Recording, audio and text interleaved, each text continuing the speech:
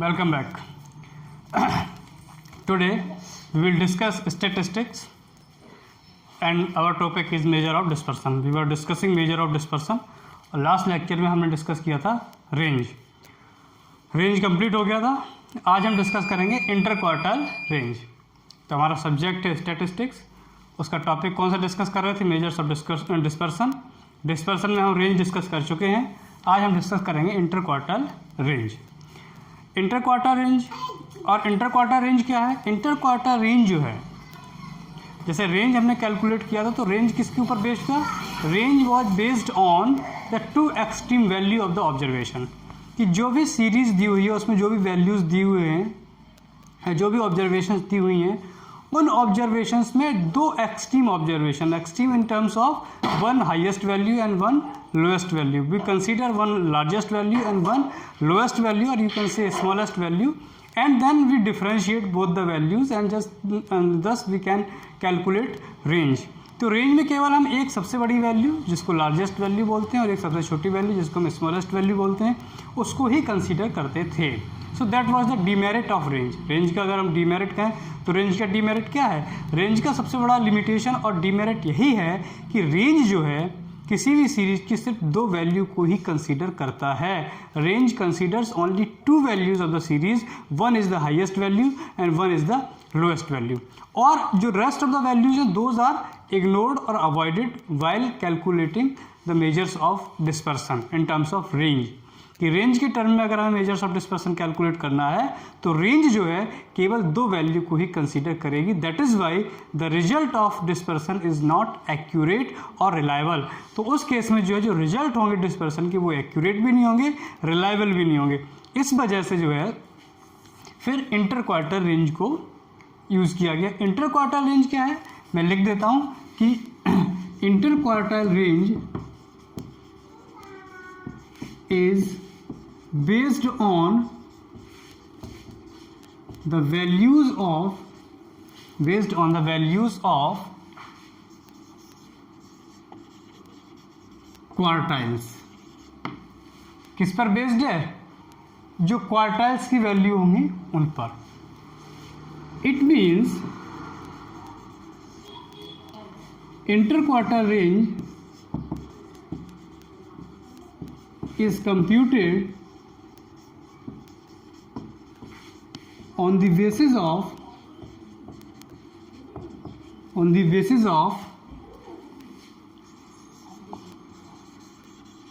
values of quartile first and quartile third. अभी एक lecture में पार्टीशन वैल्यू को ले लूँगा तो उसमें आपको सारे पार्टीशन वैल्यू जो होती हैं, क्वार्टाइल्स हैं, डिसाइल हैं, परसेंटाइल हैं, वो सब बता देंगे. एनीवेज अब देखिए इंटर क्वार्टाइल रेंज किस पर बेस्ड है? इंटर क्वार्टाइल रेंज जो है क्वार्टाइल 1 और क्वार्टाइल 3 पर बेस्ड है. इट मीन्स कि जब आप इंटर क्वार्टाइल रेंज कैलकुलेट करोगे तो इंटर क्वार्टाइल रेंज कैलकुलेट करने से पहले आपको क्वार्टाइल फर्स्ट की वैल्यू और क्वार्टाइल 3 की वैल्यू कैलकुलेट करनी पड़ेगी. You have to find out the values of quartile first and quartile 3 for the purpose of calculating inter quartile range. कि इंटर क्वार्टाइल रेंज की वैल्यू कैलकुलेट करने के लिए आपको सबसे पहले क्वार्टाइल फर्स्ट की वैल्यू कैलकुलेट करनी पड़ेगी और क्वार्टाइल 3 की वैल्यू कैलकुलेट करनी पड़ेगी. Only then you will be able to find out the value of inter quartile range. तो इंटर क्वार्टाइल रेंज का फॉर्मूला आप लिख सकते हो. Inter quartile range equals to Q3 minus Q1, यानी क्वार्टाइल 3 माइनस क्वार्टाइल फर्स्ट. ठीक. और अगर इसी का कोफिशिएंट निकालना हो, coefficient of inter quartile range, अगर हमें इसका कोफिशिएंट निकालना है तो कोफिशिएंट की फॉर्मूला क्या हो जाएगा? Q3 minus Q1 upon Q3 plus Q1. ये हो जाएगा आपका coefficient of inter quartile range. अब इंटर क्वार्टाइल रेंज को हम तीनों सीरीज में कैलकुलेट कर सकते हैं. We can calculate inter quartile range in 3 of the series, that is individual series, discrete series and continuous series. इन तीनों सीरीज में आप इंटर क्वार्टर रेंज कैलकुलेट कर सकते हो। तो सबसे पहले तो आप फार्मूला समझ लीजिए कि इंटर क्वार्टर रेंज का फार्मूला क्या है, Q3 minus Q1। Coefficient of inter quarter range का फार्मूला है Q3 minus Q1 upon Q3 plus Q1। अब हम इसको आप नोट कर लीजिएगा, उसके बाद मैं आपको इसे साफ कर दूंगा। फिर हम तीनों सीरीज में अलग अलग इंडिविजुअल सीरीज, डिस्क्रीट सीरीज और कंटिन्यूअस सीरीज में हम इंटर क्वार्टर रेंज कैलकुलेट करेंगे। इंटर क्वार्टर रेंज भी कैलकुलेट करेंगे और coefficient of inter quarter range भी कैलकुलेट करेंगे। तो इंटर क्वार्टर रेंज क्या हो गया, inter quarter range is based on the value of quarters. It means inter quarter range is computed on the basis of quarter first and quarter third. IQ range का formula Q3 minus Q1, coefficient of IQ range का formula Q3 minus Q1 upon Q3 plus Q1। अब इसको मैं साफ कर देता हूँ।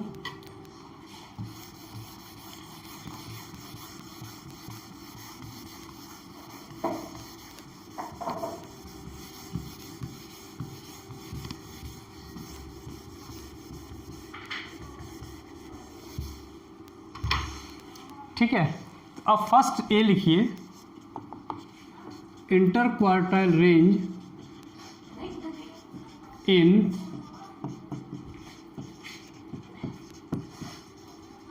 Individual series. Individual series में इंटर क्वार्टाइल रेंज कैसे कैलकुलेट करोगे, तो एक इलस्ट्रेशन करके बता रहा हूं कि find out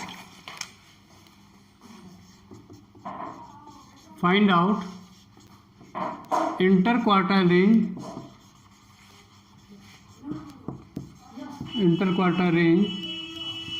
from the following observations,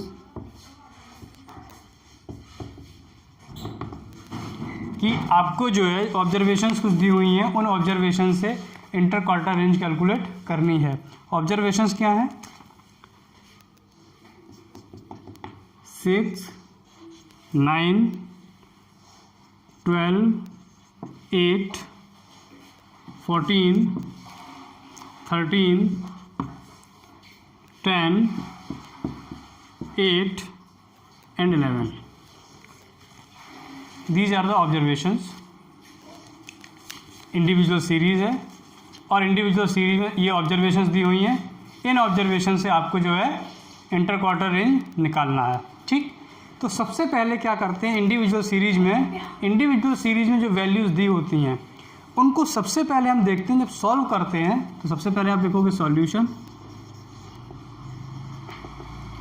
solve करने से पहले before starting solving the problem of inter quarter range in individual series, we have to check whether the observations are arranged in ascending order or not, कि जो observations या values दिए हुए हैं वो असेंडिंग ऑर्डर में अरेंज हैं या नहीं है। असेंडिंग ऑर्डर होता है increasing order, lowest to highest, बढ़ता हुआ क्रम नीचे से ऊपर की ओर। अगर वो असेंडिंग ऑर्डर में नहीं है तो सबसे पहले आप उन्हें असेंडिंग ऑर्डर में अरेंज करोगे और असेंडिंग ऑर्डर में अरेंज करने के बाद फिर आप प्रोसीड करोगे। तो अगर आप देखो तो ये असेंडिंग ऑर्डर में नहीं है, रेगुलर ऑर्डर में है। 6 के बाद 9, फिर 12 आ गई, फिर 8, फिर 14, फिर 13, 10, 8, 11। तो ये ना असेंडिंग ऑर्डर में है ना ही ये डिसेंडिंग ऑर्डर में है। तो सबसे पहले आप लिखोगे क्या, यहाँ लिखोगे एरे इन असेंडिंग ऑर्डर, यानी कि सबसे छोटी वैल्यू सबसे पहले, उसके लास्ट में होगी सबसे बड़ी वैल्यू। तो इसमें सबसे छोटी वैल्यू क्या है, 6। तो सबसे पहले लिखिए 6, उसके बाद 8, फिर 9, 9 के बाद 10, 10 के बाद 11, 8 2 बार है तो 8, उसके बाद फिर 9 और फिर 10, देन 11, 11 के बाद 12, 12 के बाद 13, 13 के बाद 14। 1 2 3 4 5 6 7 8 9, 1 2 3 4 5 6 7 8 9, ये हो गए हमने इन्हें असेंडिंग ऑर्डर में अरेंज कर लिया, हमने असेंडिंग ऑर्डर में अरेंज कर लिया। अब हमें इंटर क्वार्टर रेंज निकालनी है। इंटर क्वार्टर रेंज का फॉर्मूला क्या है? Q3 minus Q1। एक अगर हम यहाँ पे लिख दें आई क्यू रेंज का फॉर्मूला क्या है? Q3 minus Q1। It means कि हमें क्वार्टर थर्ड निकालना है और क्वार्टर फर्स्ट निकालना है। आई क्यू रेंज का फॉर्मूला तो यही है ना, Q3 माइनस Q1। इसका मतलब है आपको Q3 भी निकालना और Q1 भी निकालना है। तो सबसे पहले हम Q1 ही निकालते हैं, सबसे पहले हम Q1 कैलकुलेट करते हैं। अब Q1 यानी क्वार्टर 1 कैलकुलेट करने के लिए अभी इस ऑब्जर्वेशन से डायरेक्ट क्वार्टर 1 कैलकुलेट नहीं होगा। क्वार्टर 1 कैलकुलेट करने के लिए सबसे पहले आपको Q1 नंबर निकालना होगा। क्या निकालना होगा? Q1 number. Q1 नंबर निकालोगे, Q1 नंबर के बाद क्वार्टर 1 निकालोगे। तो सबसे पहले लिखिए Q1 number. Q1 number, Q1 number का फॉर्मूला होता है n+1 अपॉन फोर्थ वैल्यू।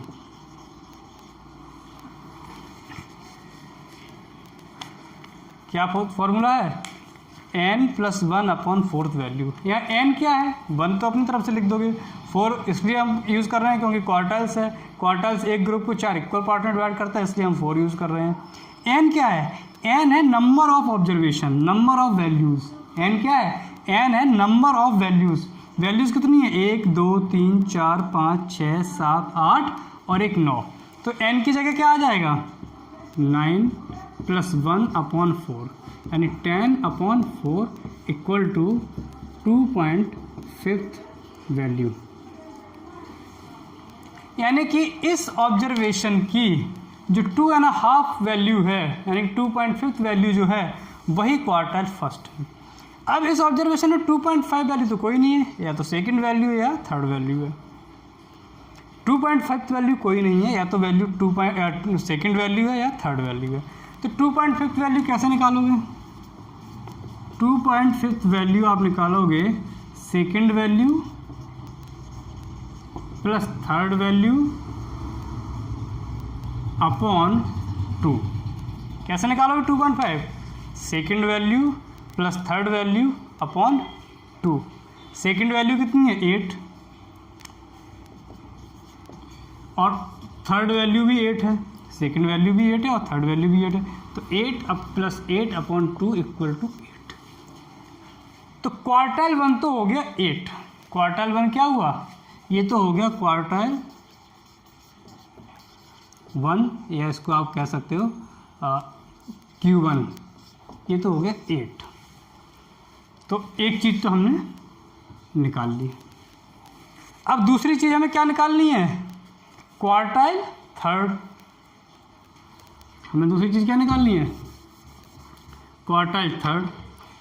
अब क्वार्टाइल थर्ड के लिए क्या करोगे? जैसे क्वार्टाइल 1 के लिए हमने क्या निकाला था? Q1 number. वैसे क्वार्टाइल थर्ड के लिए क्या निकालोगे? Q3 number. तो क्वार्टाइल थर्ड के लिए सबसे पहले निकालिए Q3 नंबर। Q3 नंबर का फॉर्मूला होता है 3 × n+1 upon fourth value. n क्या है? Number of values 9। तो 3 × 9+1 अपॉन फोर्थ इक्वल टू, तो ये हो जाएगा कितना? 3 × 10 अपॉन 4, ये आ जाएगा 7.5 वैल्यू। यानी तो क्वार्टाइल थर्ड क्या होगा इस सीरीज की? 7.5 वैल्यू। तो 7.5 वैल्यू तो कोई नहीं है, या तो 7th वैल्यू है या 8th वैल्यू है, या तो 7th वैल्यू है या 8th वैल्यू है। तो 7.5 कैसे निकालोगे? तो 7.5 वैल्यू निकालोगे आप 7th वैल्यू, इसे साफ कर देते हैं। 7th value plus 8th value upon 2। 7th value कितनी है? 12। 8th वैल्यू कितनी है? 13 अपॉन 2, तो 25 अपॉन 2, तो ये आ जाएगा 12.5। तो Q3 आ गया आपका 12.5। अब आपको दोनों चीज़ें पता चल गई। Q1 आपका कितना है 8 और Q3 कितना है 12.5। अब आप इंटर क्वार्टर रेंज निकाल सकते हो। अब निकालिए आप inter quartile range. Inter quarter range हो जाएगी क्या Q3 माइनस Q1। तो Q3 कितना है 12.5 माइनस Q1 कितना है 8 4.5। ये आपकी आ गई इंटर क्वार्टर रेंज। कोफिशिएंट निकालना हो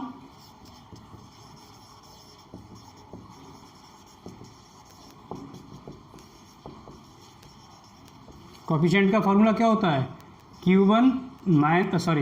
Q3 minus Q1 upon Q3 plus Q1। Q3 कितना है 12.5 माइनस 8 अपॉन 12.5 प्लस 8। तो ये कितना हो जाएगा 4.5 अपॉन 20.5। तो 4.5 अपॉन 20.5। इसको कर लीजिए डिवीज़न इसका। तो 4.5 अपॉन 20.5 इक्वल टू 0.22।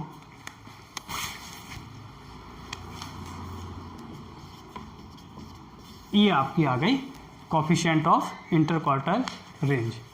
ऐसे करते हैं कि इंडिविजुअल सीरीज में सबसे पहले हमने क्या किया, उनको असेंडिंग ऑर्डर में लगाया। असेंडिंग ऑर्डर में लगाने के बाद हमने क्या किया, क्वार्टाइल 1 निकालना और क्वार्टाइल 3 निकालना है। तो क्वार्टाइल 1 निकालने के लिए पहले Q1 नंबर का फॉर्मूला n+1/4 वैल्यू। n क्या है नंबर ऑफ ऑब्जर्वेशन, तो 9+1/4। तो ये वैल्यू आई 2. ये आपके यहाँ हमने साफ कर दिया था, ये आएगा 2.5।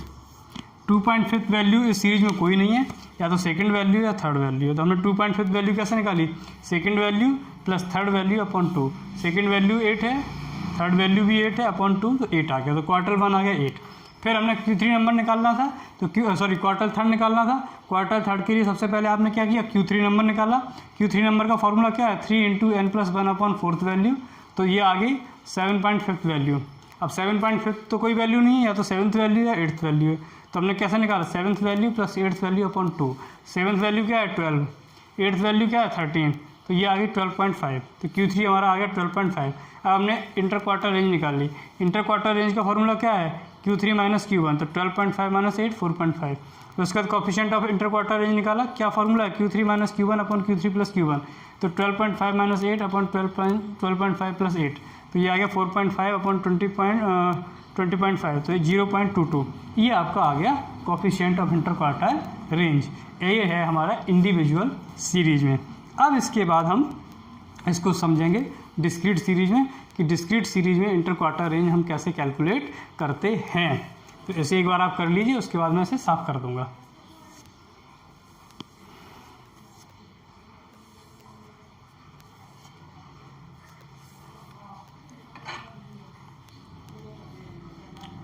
क्लियर है। चलिए अब हम इंटर क्वार्टर रेंज, इसको मैं साफ कर देता हूं, और इंटर क्वार्टर रेंज हम डिस्क्रीट सीरीज में समझेंगे।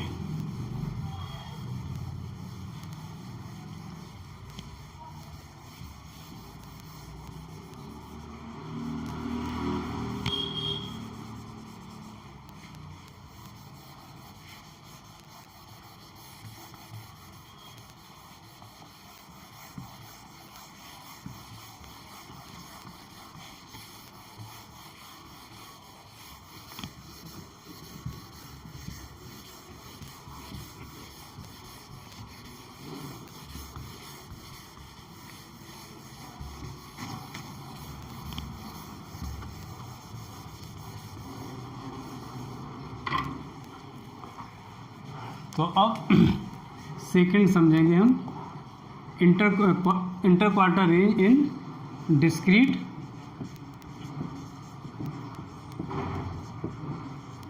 सीरीज। डिस्क्रीट सीरीज कौन सी होती है, जिसमें वैल्यू के साथ साथ उसका वॉल्यूम या फ्रीक्वेंसी भी गिवन होती है। तो उसमें कैसे कम करेंगे, एक इलस्ट्रेशन लिख लेते हैं। सेकेंड इलस्ट्रेशन इज, क्या क्या दिया हुआ है, वैल्यू दी हुई है x और उसकी फ्रीक्वेंसी दी हुई है f। वैल्यू दिए हुए हैं 10, 11,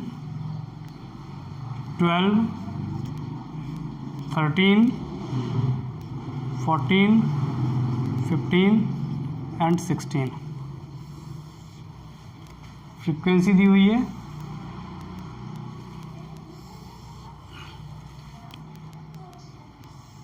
फ्रीक्वेंसी दी हुई है 2, 6, 2, 6, 8, 10, 6, 5 एंड 2।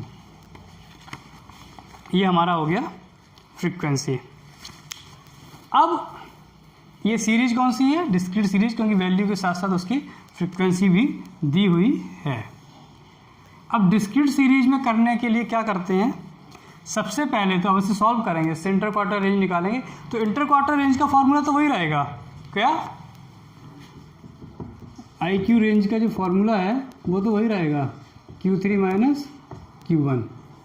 यानी हमें पहले क्वार्टर थर्ड निकालना होगा, फिर क्वार्टर 1 निकालना होगा, फिर हम निकालेंगे इंटर क्वार्टर रेंज। और क्वार्टर थर्ड और क्वार्टर 1 निकालने के लिए सबसे पहले क्वार्टर थर्ड नंबर यानी Q3 नंबर, और क्वार्टर फर्स्ट निकालने के लिए Q1 नंबर हमें कैलकुलेट करना पड़ेगा। उससे पहले अब हमें क्या करना है, ये डिस्क्रीट सीरीज है, इसमें फ्रीक्वेंसी भी दी हुई है। तो यहाँ पर सबसे पहले तो आप फ्रीक्वेंसी का टोटल करिए, जिसे बोलोगे n। अब डिस्क्रीट सीरीज में n क्या हो जाएगा, फ्रीक्वेंसी का टोटल, कि टोटल फ्रीक्वेंसी कितनी है। तो कर दीजिए टोटल, 2 + 6 8 और 8 16, 16 और 10 26, 26 और 6 32, 32 और 5 37, 39, n इक्वल्स टू हो गया 39। अब एक कॉलम अपनी तरफ से ऐड करते हैं और उसमें लिखते हैं कम्युलेटिव फ्रीक्वेंसी। कौन सी फ्रीक्वेंसी, जिसको CF के नाम से भी जानते हैं, कम्युलेटिव फ्रीक्वेंसी। कम्युलेटिव फ्रीक्वेंसी कैसे लिखते हैं, 2 के सामने 2, 6 के सामने 2 + 6 8, 8 के सामने 8 + 8 16, 10 के सामने 16 + 10 26, 6 के सामने 26 + 6 32, 5 के सामने 32 + 5 37, और 2 के सामने 37 + 2 39। ये आ गया, ठीक।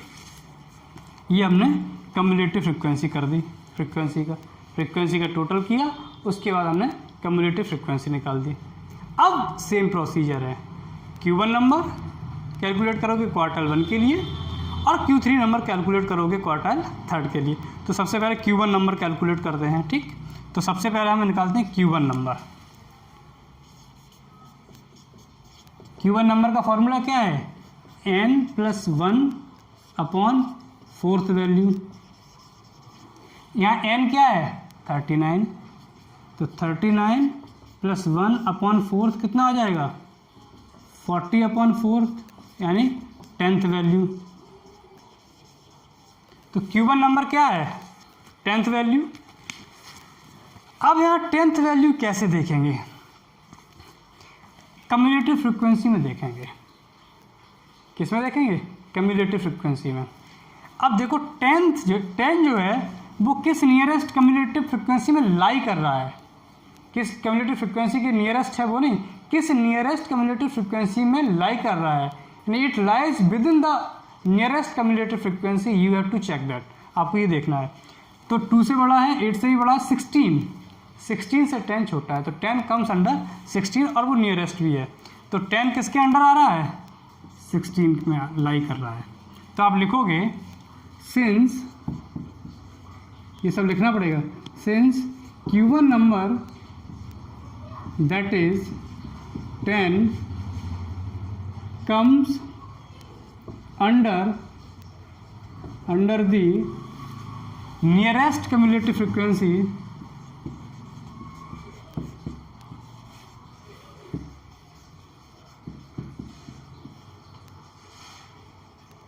फ्रिक्वेंसी 16, thus अब 16 के करस्पॉन्डिंग वैल्यू क्या है 12। अगर हम 16 के अगेंस्ट करस्पॉन्डिंग वैल्यू देखें तो क्या है 12, तो लिखिए 10 the corresponding value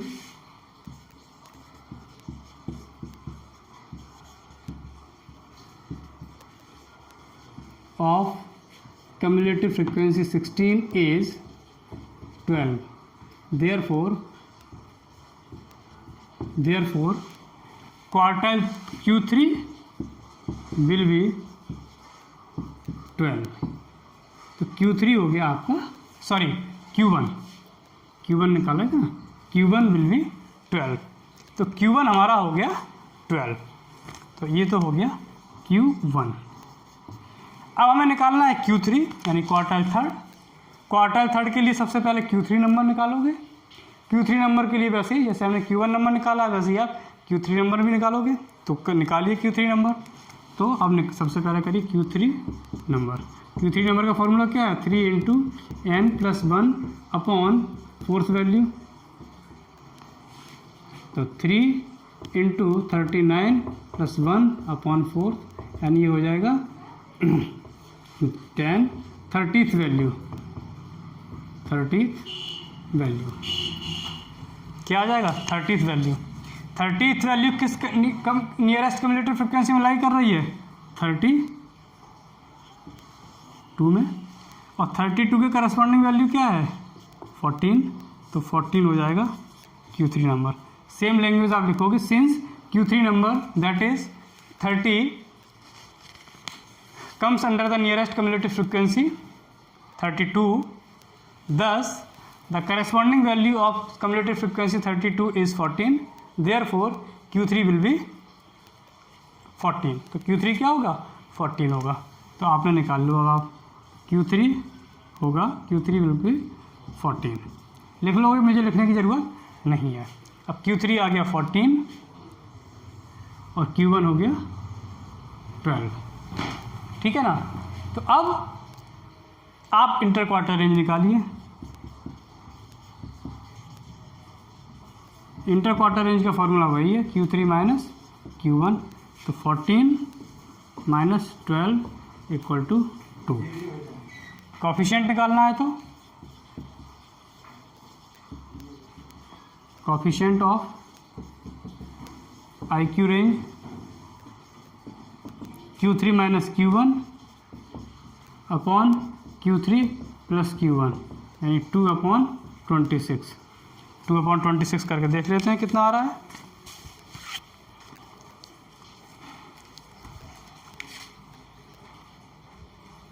two upon 26 equal to 0.076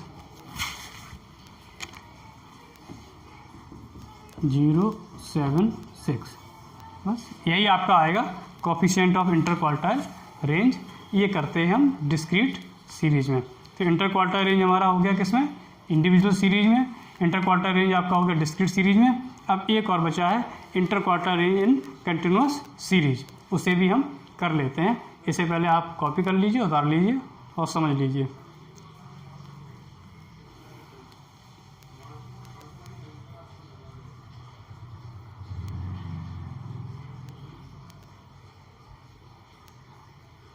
ठीक है, अब हम करेंगे inter quarter range in continuous series.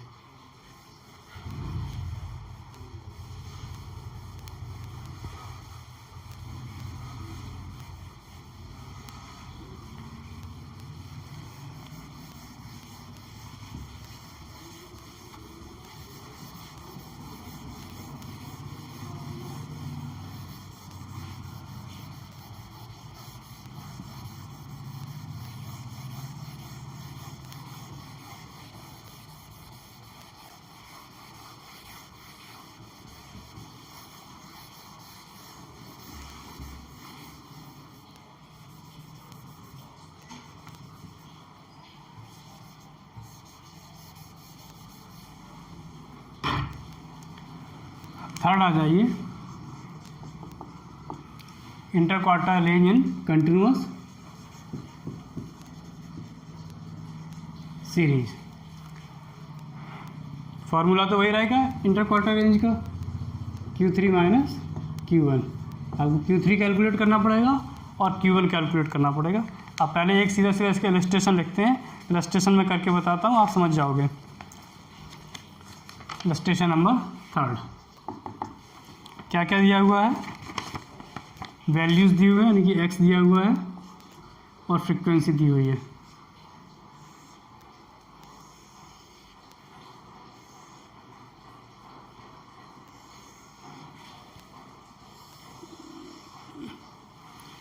Values दिए हुए हैं रेंज के टर्म में 0 to 10, 10 to 20, 20 to 30, 30 to 40 and 40 to 50।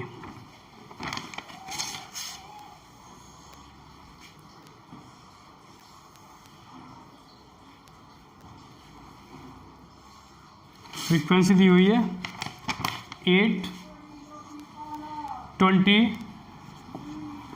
35, 17 and 10। These are the frequencies। अब इसमें भी डिस्क्रीट सीरीज की तरह करते हैं कि पहले फ्रीक्वेंसी का टोटल करते हैं, जैसे बोलेंगे n, तो 8 और 20 28, 28 और 35 63, 63 और 17, 63 और 17 80, 80 और 10 90। ये तो हो गया 90। 90 होगा, एक बार करके देख लेते हैं। 8 + 20